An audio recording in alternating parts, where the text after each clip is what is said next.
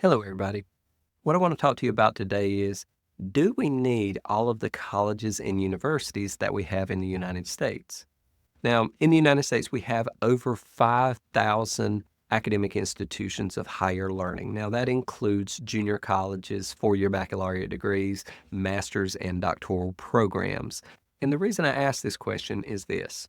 Historically, there were fewer colleges, and the role of colleges was once again individuals who wanted to go on and pursue higher learning and education. Now, everyone tends to see college as a requirement for getting a job.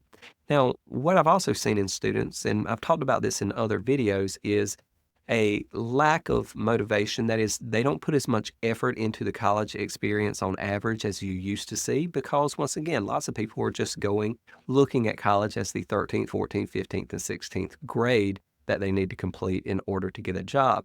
And with that being said, much of the curriculum in many institutions has been watered down.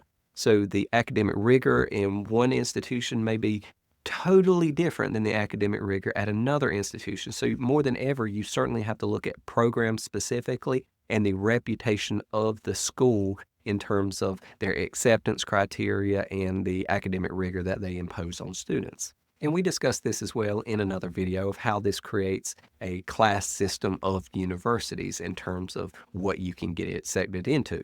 But in this video, I'm focusing on the operational aspects. Do we actually need this many colleges? Now, if we looked at college as just being a continuation of where you left off in high school, that is, you really are just moving on to the 13th, 14th, 15th, 16th grade, and you are specializing further, would it be possible to obtain that same type and level of education in a more efficient and effective manner? That is, could you actually extend high school and say, well, yes, there are public institutions that are free, that are the 13th, 14th, 15th, and 16th grade where you can go and specialize in things.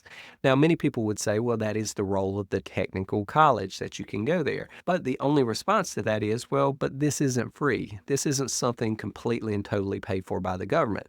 Now, many technical colleges are very affordable by comparison. But then you have the normal four-year baccalaureate educational institution that receives part of its funding from the state or federal government, but is completely disconnected with the local education system. And individuals are paying 10, 15, 20, 30, 40, even 60, 70 in the case of private institutions, $1,000 a year in tuition. And the educational institution is following the accreditation standards that are going to allow them to operate as these four-year baccalaureate degrees. That is, they have professors that are researchers or PhDs who are not going to have the ability to teach the skills that you specifically need in career paths. You're going to get more of that at a technical school or technical institution than you are at the four-year baccalaureate degree. And these individuals technically are supposed to be researchers, but the school is not set up to be a research institution. They don't have the funding for that. They don't have the laboratory space.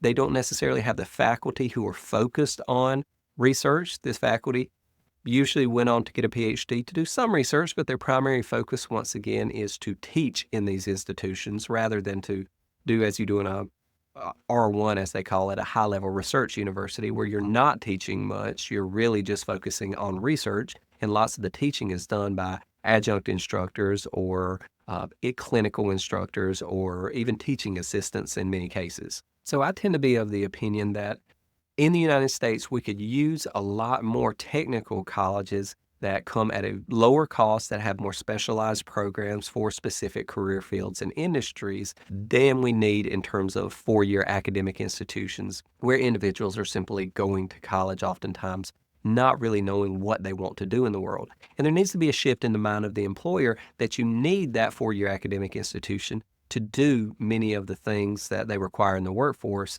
rather than looking to graduates of technical institutions who should be able to prove or demonstrate a given level of skill or proficiency in a given area. Now, I will say I am a huge proponent of the need for a well-rounded education, and there should be enough universities to meet the needs of those who are going to college for that reason, to become more well-rounded individuals that are focusing on the acquisition of knowledge and higher thought rather than focusing on the acquisition of knowledge and skills in order to get a career path going. Because one is creating a student loan debt crisis in the fact that these students have to pay so much for this education that's not setting them apart the way it did in the past. So the value that you're getting for the money that you spend may not be the equivalent of what it was in the past, or it may not deliver the results or give you the return on investment, as we've discussed previously, that they expect from the experience, where they may have been able to go to a technical college, incurred far less debt or no debt at all,